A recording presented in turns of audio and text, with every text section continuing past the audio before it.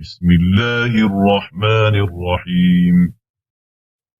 يستبشرون بنعمة من الله وفضل وأن الله لا يضيع أجر المؤمنين الذين استجابوا لله والرسول من بعد ما أصابهم القرح للذين أحسنوا منهم واتقوا أجر عظيم. الذين قال لهم الناس إن الناس قد جمعوا لكم فاخشوهم فزادهم إيمانا وقالوا حسبنا الله ونعم الوكيل. فانقلبوا بنعمة من الله وفضل لم يمسسهم سوء واتبعوا رضوان الله والله ذو فضل عظيم. إنما ذلكم الشيطان يخوف أولياءه فلا تخافوهم وخافون إن كنتم مؤمنين. ولا يحزنك الذين يسارعون في الكفر إنهم لن يضروا الله شيئا يريد الله ألا يجعل لهم حظا في الآخرة ولهم عذاب عظيم.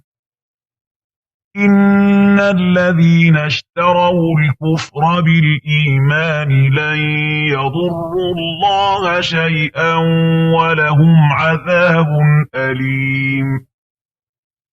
ولا يحسبن الذين كفروا أنما نملي لهم خير لأنفسهم إنما نملي لهم ليزدادوا إثما ولهم عذاب مهين.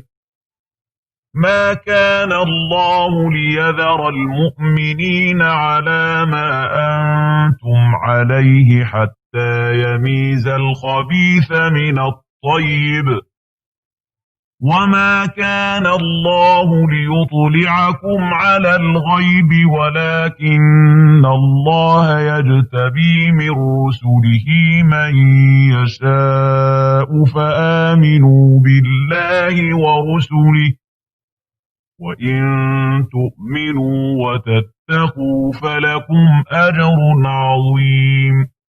ولا يحسبن الذين يبخلون بما آتاهم الله من فضله هو خيرا لهم بل هو شر لهم سيطوقون ما بخلوا به يوم القيامة ولله ميراث السماوات والأرض والله بما تعملون خبير.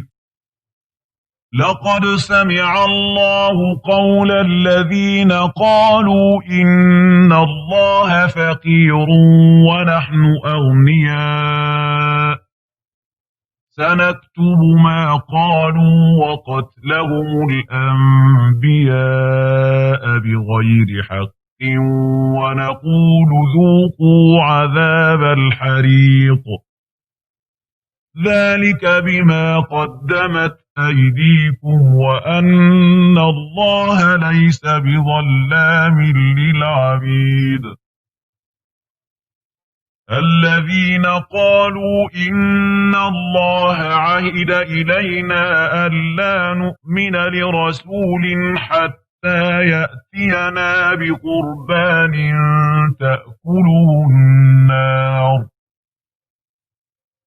قل قد جاءكم رسل من قبلي بالبينات بالبينات وبالذي قلتم فلم قتلتموهم إن كنتم صادقين فإن كذبوك فقد كذب رسل من قبلك جاءوا بالبينات والزبر والكتاب المنير كل نفس ذائقة الموت وإنما توفون أجوركم يوم القيامة فمن زحزح عن النار وأدخل الجنة فقد فاز وما الحياة الدنيا إلا متاع الغرور